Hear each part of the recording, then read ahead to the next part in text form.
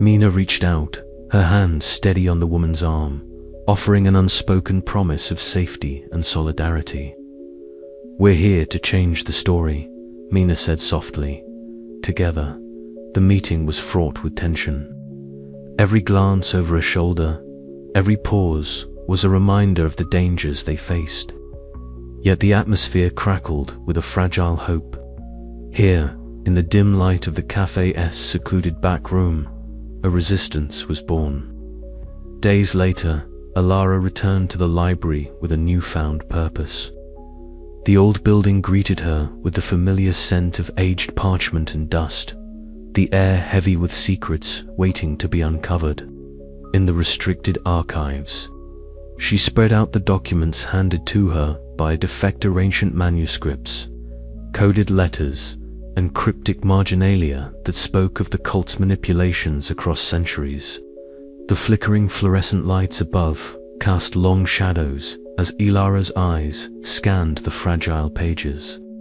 Each symbol and phrase was a thread she could pull, unraveling the fabric of the Ivory cult's control. The deeper she delved, the more urgent her mission became. Every discovery was a step closer to understanding the machinery behind the rewriting of history itself. Meanwhile, Mina prowled the labyrinthine corridors of the library, her keen senses alert to every sound and movement. One evening, as she rounded a corner near the restricted stacks, a shadow detached itself from the darkness.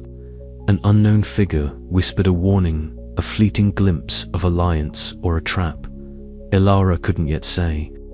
The cold stone walls seemed to close in, the echo of footsteps amplifying the sudden surge of paranoia. But Mina's resolve only hardened. "We don't have the luxury of fear," she whispered into the empty corridor. "Not now." Back in the cramped office that served as their war room, Alara gathered her new allies. The space was cluttered with stacks of books, yellowed manuscripts, and stray notes scrawled in haste. A single desk lamp cast a pool of light over the determined faces around the table. They spoke in low tones, weaving plans and contingencies, each voice carrying the weight of desperation and hope. Professor Alden Gray joined them briefly, his piercing blue eyes reflecting the flicker of the lamp. "The cult's grip extends further than you realize," he warned, "but their certainty is their weakness. You must exploit the cracks in their narrative." Ilara nodded, feeling the immense burden of the path ahead. "We'll need to be smarter, faster united." The alliance was fragile, built on mutual suspicion and the shared desire to break free from the Ivory cult's deterministic hold. Yet in that small, cluttered room, they found strength in numbers, a flicker of light in the encroaching darkness. As the night deepened, Alara couldn't shake a growing question from her mind. Could they truly trust one another? The cult had sown seeds of doubt and betrayal for centuries. Their greatest enemy might not just be the Ivory cult itself, but the fractures it had planted within those who dared to resist. But for now, there was work to be done. The cipher awaited, the next pages yet to be deciphered, and the final crime still looming on the horizon. Alara pushed her doubts aside, focusing on the mission that had become her life. "We write our own story," she whispered to Mina as they closed the door behind them, stepping back into the shifting shadows of the library. "And this time, we decide how it ends." Ilara Whitlock moved cautiously between the towering stacks, the air thick with the scent of aged paper and dust, but beneath it, something indefinable, an undercurrent of uncertainty permeated the space. The books seemed to breathe, their pages fluttering in a breeze she could not feel, whispering secrets that twisted and turned just beyond comprehension. Beside her, Mina Solis's footsteps echoed softly. The usual spark in Mina's eyes was tempered with worry. "Do you feel it too?" Mina whispered, her voice barely above the rustling pages. Ilara nodded, adjusting her round glasses. It's like the library itself is watching us, changing with every step we take. The cipher, it's getting harder to read. The words shift before I can grasp their meaning. They paused at a junction where the shelves curved unnaturally, the titles on the spines warping and rearranging themselves, histories becoming myths, facts folding into fables. Ilara's breath hitched as the realization dawned. Anew the rewriting was accelerating, the boundary between the past and present thinning like fragile parchment. "We don't have much time," Ilara said, voice tight. "The final crime, the one the cipher predicts, it's coming soon." Mina clenched her jaw. "We need Professor Gray's insight. He might hold the key to understanding what the cult plans next." The professor awaited them in a shadowed alcove near the library's eastern wing, his silver hair catching the dim light like a halo. His piercing blue eyes regarded them with a mix of caution and urgency. "You tread a dangerous path," he began, voice low but resonant. "The Ivory cult's grip tightens. They manipulate not just history, but the very fabric of reality here. The rewriting books are their instruments, and soon they will attempt to seal their design." He paused, searching their faces. "But there is a fracture in their plan, an opening if you dare to exploit it." Ilara leaned forward, heart pounding. "What must I do?" Professor Gray's gaze sharpened. "Decode the final layers of the cipher. But beware, the closer you get, the more the library will resist. You'll face threats not just from the cult, but from the very walls around you." As he spoke, the faint hum of shifting pages grew louder, a chorus of mutating stories echoing through the stacks. Suddenly, the lights flickered and died. Darkness swallowed the library whole. Ilara's pulse quickened. "Mina," a soft gasp answered her. Around them, shadows coalesced, and distant footsteps echoed, a reminder that unseen eyes watched their every move.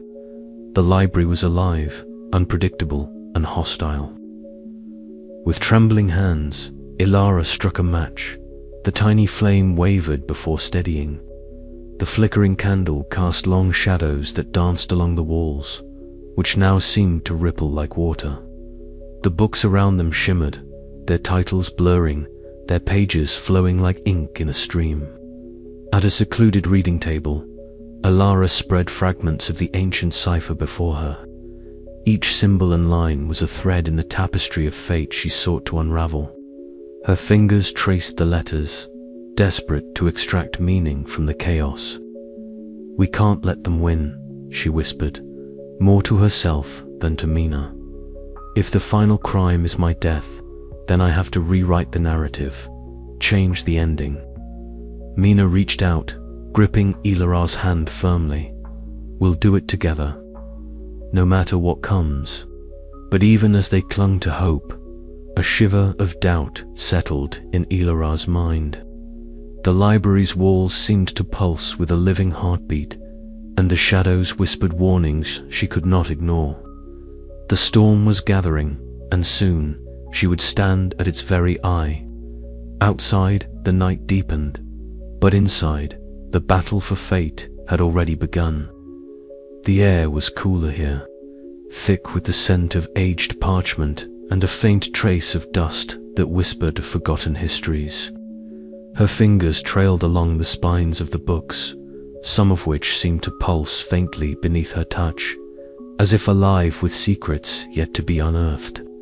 She had returned to the restricted section, driven by a restless urgency to uncover whatever truths lay beyond the surface of the cryptic cipher.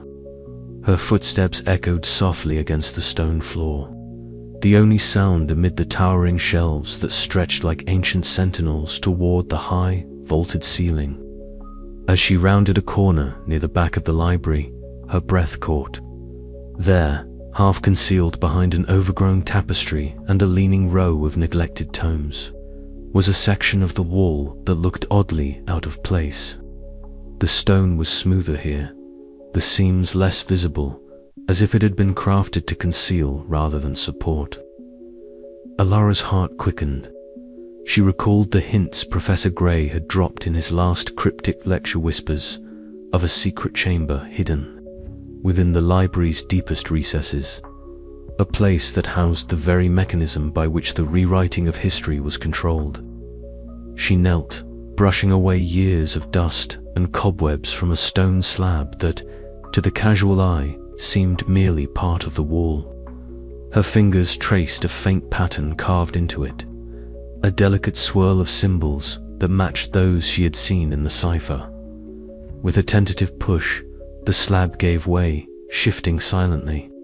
A soft, mechanical grinding sound filled the air as the walls slid open, revealing a narrow passage dimly illuminated by flickering sconces. Alara hesitated only for a moment before stepping inside, the cool air wrapping around her like a cloak. The passage led to a hidden chamber, a sanctum filled with an array of curious instruments and artifacts. Gears of brass and iron, ancient levers etched with arcane runes, and delicate glass tubes filled with swirling mists stood arranged on tables and shelves. Her breath hitched as she took in the sight. This was the heart of the library's secret, the source of its uncanny power to rewrite the narratives contained within its walls. At the center of the chamber stood a pedestal fashioned from ivory and dark wood, upon which rested an amulet carved with shifting symbols that seemed almost alive. The air thrummed with a quiet energy, as though the chamber itself was aware of her presence. Suddenly, a shadow moved near the entrance. Alara turned to see Professor Alden Gray step into the chamber, his tall, gaunt form silhouetted against the flickering light. His piercing blue eyes regarded her with a mixture of concern and something deeper, perhaps regret. "You shouldn't be here," he said softly, his voice low and grave. "This place is not meant for the curious. Its mechanisms are ancient and dangerous. To tamper with them is to invite chaos." Alara met his gaze steadily, the weight of her discovery pressing upon her. "I have to understand," she replied, voice firm despite the tremor within. "If these machines control the rewriting of the books, then they hold the key to the cipher and to stopping the final crime they predict." Professor Gray sighed, stepping closer to the amulet. "The Ivory cult has guarded this chamber for centuries, using these devices to manipulate the flow of history itself. Their obsession with predestination has blinded them to the cost." As he spoke, the heavy oak door at the chamber's entrance creaked open once more. Librarian Marlowe appeared, his dark cloak swirling around him like a shadow made flesh. His eyes, sharp and unreadable beneath his hood, flicked between Alara and Professor Gray. He said nothing, but the weight of his silent scrutiny sent a shiver down Alara's spine. "Marlowe," Gray acknowledged him with a nod. "You should not interfere." The librarian merely inclined his head, a faint, enigmatic smile brushing his lips. Then, as silently as he had come, he vanished back into the shadows from which he had emerged. Left in the charged silence of the chamber, Alara stepped forward to the pedestal once more. She reached out, her fingers closing around the ivory amulet. The symbols beneath her touch shifted and pulsed, the faint hum of the chamber growing louder, resonating deep within her chest. Suddenly, the room seemed to tilt, the walls breathing and warping as if the very fabric of reality was fluid here. Alara's mind swelled with possibilities and dangers. Could she, by manipulating these mechanisms, rewrite her own narrative? Could she break free from the fatalistic cycle the cipher had forewarned? Her fingers tightened on the amulet, determination igniting within her. The battle for control over the written fate was no longer confined to cryptic codes and shadowed whispers. It was here, in this secret chamber, where history itself could be bent or broken. Outside, The library's ancient halls seemed to hold their breath, waiting for the next page to be turned. Ilara's pulse quickened as she studied the intricate network of gears and dials. She traced the arcane symbols engraved on the brass plates, recognizing some from the cipher, spirals that denoted time's cyclical nature, angular runes representing fate's binding chains. Each mechanism appeared calibrated to subtly alter the contents of the books, shifting narratives like threads in a loom. "How does it work?" she whispered, more to herself than to Gray. "The cult devised this apparatus centuries ago," Gray explained, moving to a nearby console. "It channels the collective memory of the library, imprinting new events onto the manuscripts. By activating certain sequences, they can rewrite histories, erase unwanted truths, and inscribe the future with their chosen designs." Ilara felt the weight of his words settle heavily. This was no mere metaphorical rewriting. The book's shifting stories were direct consequences of this mechanical marvel, a tangible expression of the cult's obsession with predetermination. "And what about the gaps? The unwritten pages I've seen?" she asked. Gray's eyes darkened. "Those are the blank slates, the future yet to be inscribed. The cult fears these spaces because they represent uncertainty, chaos beyond their control." The room hummed softly as Ilara turned her attention back to the amulet. She held it up to the dim light, watching the symbols shift like living things across its surface. A sudden impulse urged her to experiment. Carefully, she aligned the amulet with a corresponding indentation on the pedestal. The chamber vibrated, the gears clicking into motion with a slow, deliberate rhythm. A panel on the far wall slid open, revealing a hidden alcove filled with ancient manuscripts and scrolls. Among them, Ilara spotted a ledger bound in cracked leather, its cover embossed with the same ivory mask symbol she had seen in the cult's gatherings. "This must be a record of their manipulations," she said breathlessly, reaching for it. Before she could open it, Gray's hand rested lightly on her shoulder. "Be cautious. The cult's knowledge is powerful but dangerous. Every alteration here echoes beyond these walls." Ilara nodded but felt a spark of rebellion. The cipher had predicted her death, yet here lay the tools to challenge that fate.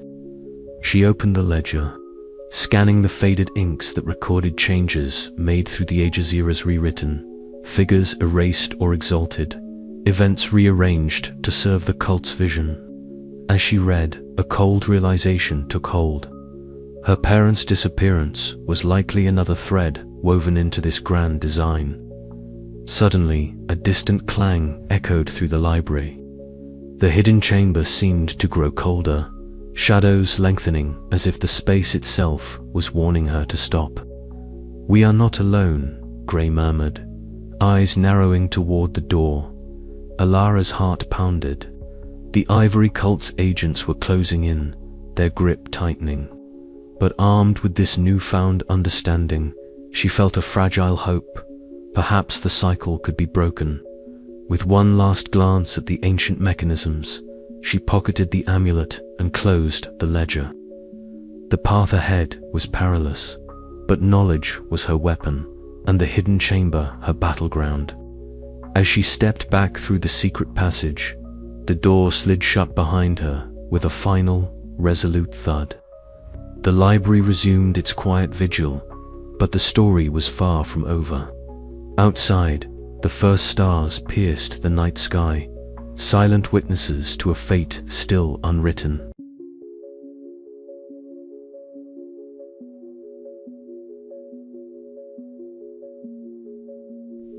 Shadows stretched long across the ancient stone walls, their edges blurred by the flickering candlelight that sputtered intermittently, as if hesitant to illuminate secrets best left untouched. Ilara's breath was shallow, her pulse a steady drum of apprehension as she awaited Mina's arrival. Minutes stretched like hours until the soft footsteps approached, hesitant yet deliberate. Mina entered, her usually bright eyes dulled by fatigue and something darker, unspoken tension that clung to her like a second skin. Ilara motioned her closer, voice low but urgent. "We need to talk about what I found in the cipher's latest section." Mina's lips pressed into a thin line. "I know, but there's something else, Ilara. Something you need to hear." The words hung between them, heavy and foreboding. Ilara's heart tightened. Trust was a fragile currency in these days, and every secret threatened to devalue it. The confrontation unfolded quietly, but with a volcanic intensity. Mina admitted to having withheld information details about a clandestine meeting she had attended, where whispers of the Ivory cult's next moves were exchanged. Her decision to keep it secret stemmed from fear and a desperate wish to protect Ilara from further harm. Yet, the betrayal, intentional or not, stung sharply. "Why didn't you tell me? We're supposed to be in this together." Ilara's voice cracked like breaking ice. Mina's eyes glistened with unshed tears. "I thought I was shielding you. I was wrong." Words like shards of glass, their friendship fractured in that dim corner. The library, once a sanctuary, now felt like a labyrinth of distrust. Later, Professor Alden Gray's presence added another layer of unease. His tall, gaunt figure appeared at the edge of the study room, eyes sharp and unreadable. He spoke in riddles, warning of unseen forces tightening their grip, and the price of divided alliances. "The path you tread is perilous, Ilara. Not all who walk beside you carry the light," he intoned, his voice barely above a whisper. The group's fragile cohesion unraveled further under the strain of suspicion. Heated debates erupted, accusations flung like daggers across scattered manuscripts and cryptic notes. Each member questioned the other's motives, alliances blurred, and the looming threat of the Ivory cult seemed to grow more insurmountable. Outside, the world was unforgivingly cold. Ilara stood beneath the street lamp's pale glow, the wind tugging at her coat as if urging her to flee or fight. Isolation wrapped around her like a shroud, yet amidst the loneliness, a fierce resolve kindled within her. She was no longer merely a student chasing shadows in an ancient library. She was a defender of stories, a challenger of fate.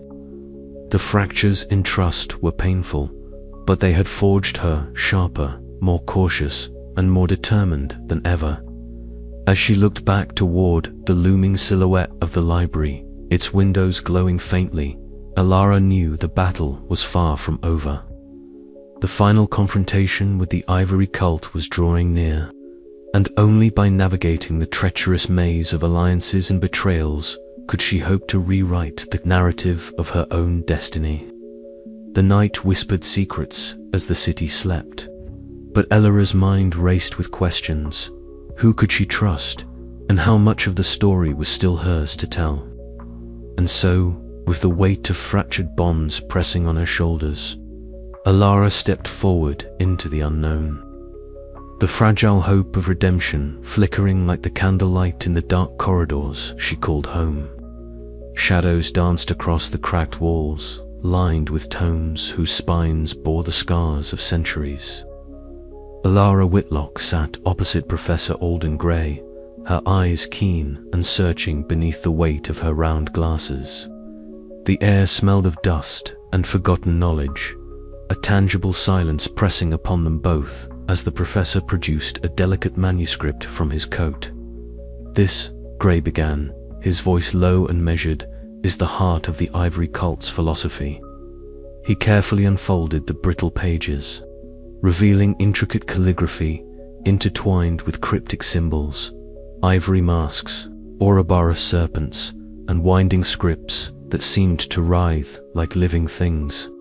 They believe history is not a stream of chance, but a tapestry woven with deliberate threads, where every event is preordained and recorded in the rewriting books of the library. Alara leaned forward, her fingers itching to touch the fragile parchment, but restrained by reverence and caution. So the books, they're not just recording history, they're controlling it. Gray nodded slowly. Precisely, to the cult, narrative is power. If you can control the story, you can control reality itself. A faint creak echoed from the far corner of the room, but both remained still, their focus absolute. Alara's mind raced as she absorbed the implications. The Ivory cult's creed was not merely academic obsession.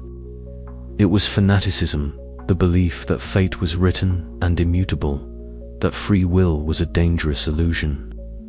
But if fate is fixed, Alara whispered, then what hope do I have to change my ending? Gray's eyes glinted with a mixture of sorrow and defiance. That is the question, isn't it? The cult believes in inevitability, but there are cracks even in the most meticulously written script. Their discourse carried them deeper into the night, touching on the cult's origins. Founded long ago by scholars who feared chaos and sought order through control, the Ivory cult had evolved into guardians of predestination, zealots convinced that history's course must not be altered. They wore ivory masks as symbols of their devotion, blank faces, hiding countless secrets. Alara's thoughts drifted to the mural she had glimpsed earlier in a hidden alcove. The ivory masked figures entwined with serpents and books. The image now seemed a portent, an emblem of their stranglehold over time and narrative. She shivered despite the warmth of the room. Gray's voice broke through her reverie. They see themselves as custodians, but their creed is a prison. They trap themselves and others in a cycle of repetition, every event a verse in a song that cannot change. Alara's hands clenched into fists. Then I have to break that cycle. For all of us. Gray's gaze was grave. Be careful, Alara. Challenging the cult is not just intellectual rebellion. It is dangerous, and the library itself may turn against you. A sudden gust rattled the window, scattering loose papers like fleeting memories. Outside, the twilight deepened into night, and Alara felt the weight of the cult's creed settle over her like a mantle. Yet beneath the dread, a spark of defiance ignited. If the story could be controlled, then perhaps it could also be rewritten. The path ahead was fraught with peril, but Alara's resolve hardened. The Ivory cult's belief in fate was their greatest weapon and their potential undoing. As the oil lamp guttered low, she vowed to unravel their creed and forge a new narrative, one where her fate was not sealed, but shaped by her own hand. The library's walls seemed to close in around her, whispering ancient secrets and warnings. But Alara Whitlock, with all her doubts and fears, was ready to listen and to fight. The story was far from over, and somewhere in the shadowed stacks, the ivory masks watched silently, waiting. The faint scent of aged paper and dust hung thick in the air, mingling with the sharp tang of cold stone. Gray sat hunched over his desk, his gaunt frame outlined by the pale moonlight streaming through the stained glass window. His silver hair caught the glow, a stark contrast to the shadows gathering beneath his deep-set eyes. Alara's footsteps were hesitant but resolute. She had pressed him harder than ever before, and now the weight of her questions seemed to press upon the room. Gray did not look up immediately. Instead, his fingers traced the faded ink of an ancient manuscript, as if seeking comfort in its familiar lines. The silence stretched, taut and uneasy, until his voice finally broke the quiet. "You want to know what I was," he said softly, his tone heavy with years of regret. What I did when the cult's grip first tightened around this university. Ilara nodded, her heart pounding. She had suspected fragments of his past involvement, but hearing